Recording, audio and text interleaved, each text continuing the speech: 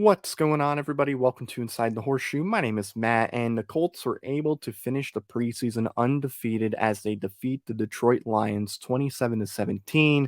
I'm going to go through all the things I liked, what I didn't like, as well as the stats. So let's get into it right now. So starting things out with Indy, Jacob Eason went 10 for 14. He had 74 yards passing. Sam Ellinger went 3 for 3, had 63 yards passing. He also had one rush for 14 yards. He got hurt in the game and he wouldn't return. Brett Hundley did replace him. He went 6 for 12, had 52 yards passing. He also had 6 carries for 30 yards. He had one passing touchdown, one interception. Deion Jackson had 10 carries for 81 yards. He also had one catch for 3 yards, one receiving touchdown, and one rushing touchdown. Desmond Patman had 2 catches for 64 yards. He also got hurt in the game and wouldn't return. Michael Strawn had 5 catches for 61 yards in the game. Kylan Granson had 3 catches for 23 yards. And then going to the defense real quick, Isaiah Kafuzi had 10 total tackles. 7 of them were solo. Isaiah Rochelle had 4 total tackles. 3 of them were solo. He also had 1 sack in the game. Jordan Glasgow had 1 tackle for loss. He also had a total of 4 tackles, 3 of them being solo. Andrew Brown had 3 total tackles, 2 solo, 1 sack in the game. Kwity Paye had a strip sack in this game, 3 total tackles. 1 of them were solo. That strip sack did result in a turnover, which Taylor Stallworth did recover the fumble, giving the Colts the ball inside the red zone, which we didn't convert in the red zone. We didn't score a touchdown. We should have gotten a touchdown there, but hey, that's just how the cookie crumbles. So now going over to Detroit side of things, Tim Boyle went 7 for 9. He had 53 yards and a passing touchdown. He left after the first quarter, and David Blau would finish the game out. He went 13 for 21. He had 117 yards passing. He also had 4 carries for 14 yards. He had 1 interception, which was intercepted by Boyle. And then Jefferson had 11 carries for 43 yards. Godwin, I can't pronounce your last name. He had 7 carries for 25 yards and a touchdown. And then Cephas had 3 catches, 35 yards, 1 receiving touchdown. He beat Rockison pretty easily. And Mills had 4 catches for 46 yards in the game. So I want to start things off with the quarterbacks today, and I was pretty happy with what I saw from Jacob Eason. Obviously, not happy with everything involving Jacob Eason, but I thought especially after the first quarter, Jacob Eason started playing really well. One thing I was not happy with involving Jacob Eason was we had a drive starting in the 18-yard line in the red zone. I don't care who you are as a quarterback, if you're getting a drive that starts literally 18 yards from the end zone, you have to score a touchdown. Field goals will not cut it. It's a nice to get points, absolutely. I'm happy we got some points out of that drive, but if you're a quarterback, you have to lead that team to the end zone. No exceptions at all, okay? It could be a passing touchdown or a rushing touchdown. I don't care. The fact that we only got 4 yards on that drive is absolutely ridiculous. You have to get a touchdown. So I was not happy with that at all. But I was happy with a lot of what I saw from Jacob Eason. He had a touchdown that should have been caught by Michael Strawn. He had a pass in the end zone. He threw it to where only Michael Strawn can get it. Michael Strawn dropped it. It was not an easy catch at all. It wasn't. But Michael Strawn still has to catch that ball, and he has to bring it in for the touchdown. It was placed wonderfully by Jacob Eason. Didn't get a touchdown. Look, that's not on Jacob Eason. Wasn't too happy that Strawn didn't bring that down, but hey, he's only a rookie.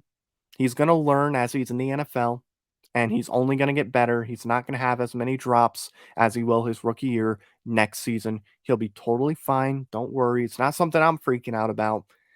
But, like Michael Pittman had some drops, for example, in his first year. And we're all expecting Michael Pittman to potentially be a number 1 receiver. So, not too upset at Michael Strawn. Was upset at the moment, but yeah, I understand why. But overall, I thought that Jacob Eason played well today.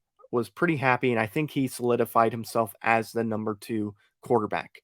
And then with a minute and 42 seconds left, Sam Ellinger did come into the game in the second quarter, and he went 3 for 3, like I said. He got hurt as the first half was ending. He had a wonderful, wonderful play in the second half where he was going to get sacked. He broke off that sack, kind of like 2 years ago with Jacoby Brissett, where he was in the red zone. I believe it was Von Miller in the Denver Broncos game, was coming to sack him in the end zone, and he broke off the sack and then threw a beautiful pass to Ty. It was kind of like that, except instead of a 20 or 30 something yard pass, Sam Ellinger threw a 60-yard pass. Beautiful play, beautiful throw, beautiful catch. Loved it. I wish Sam Ellinger would have gotten to finish out the game. Unfortunately, he got hurt early on, but hey, he was perfect when it came to the passes. I liked what I saw from Sam Ellinger today. I thought he played much better than he has in the past. He played quite well. Really liked it. Was disappointed that drive ended with a field goal. He did get hurt in the game in that drive though, so I'm not too upset. It was just disappointing to see us not get in the end zone. I was hoping we could have at least ran it in with one of our running backs, but hey, it is what it is. So Brett Hundley would start the third quarter. Had some good moments in this game, had some bad moments in this game as well. His first pass attempt was an interception. You don't like to see that at all. However, he did have a 92-yard drive, which led to a touchdown. So that was nice to see. I also liked what I saw from Deion Jackson and Benny LeMay, especially Deion Jackson. I thought they both were really good in the second half, but man, Deion Jackson, 81 yards, nothing to sneeze at. Now let's go to the defensive side of things. Rock Ya-Sin was not a fan of him getting beat by is it Cephas? Is that how you say that guy's last name? But he got beat by him and it resulted in a touchdown. Rock cannot allow guys like that to beat him because he's going to go up against some really good receivers this year. So hopefully he fixes that, or else it's going to be a long year for Rock. Also, Kwity Paye, that strip sack, love it. I loved what I saw from Kwity Paye overall today too.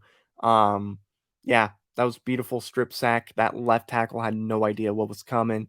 I feel bad for the guy, but yeah, big fan of that. And I thought Kwity Paye had a really good game today as well. Isaiah Kafuzi, man, that's another guy I got to bring up.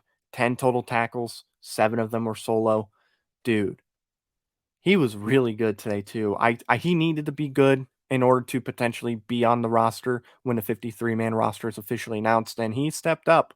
He really did step up, and it was wonderful to see. So I was really happy with that today. I thought he did really good when it came to that. Also, Curtis Bolton had a pick today. Loved it too. Pretty big pick too in the fourth quarter. Because Detroit, I believe, was going to drive down the field and potentially get a touchdown. Yeah, I thought Bolton had a really big interception in the game too. Really, really happy with what I saw from him as well. So, yeah, and then one more thing wasn't too happy with was the Colts defense had a difficult time stopping the run in this game.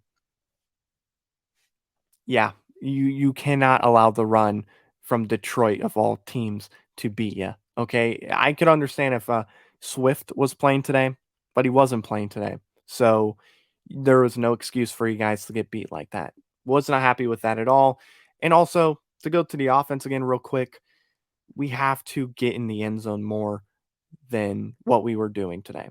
We just have to. It's nice to get points. Seeing Rodrigo Blankenship going 4 for 4 today was really nice, but some of those should have been touchdowns, man. There was the drop by Strawn, and then that drive that started in the 18-yard line. You have to get a touchdown on those 2 drives. You just have to. Those should not have been field goals. That was also something I was really disappointed in, but very happy that Blankenship went 4 for 4, and he has not missed a kick in preseason. Absolutely love that. So there you have it, guys. That's my post-game coverage. Thank you all for watching. If you're new, please click the subscribe button. I would greatly appreciate it if you would do so. Also, click the bell icon so you're notified whenever a video goes up, as well as when we go live on here. We're going to be starting our Inside the Horseshoe podcast stream very soon. So make sure you join that show. We're going to be doing it as we cover the entire NFL as the weeks go by in the NFL leading up to the big game. So make sure you have the notifications on so you know when we go live. It's going to be Tuesdays at 7 p.m. Make sure you tune in for that. Also, if you like this video, smash that like button and let me know in the comments your thoughts on the game, what you were happy with, what you were not happy with. Just let me know in the comments below. So thank you very much for watching. I've been Matt, Bleed Blue, and we'll see you next time. Bye-bye. Thank you very much for watching this video. If you like it, make sure you watch one of these other 2 videos. They're cool. Also, if you're new, please click the subscribe button as well as the bell icon. I greatly appreciate your support.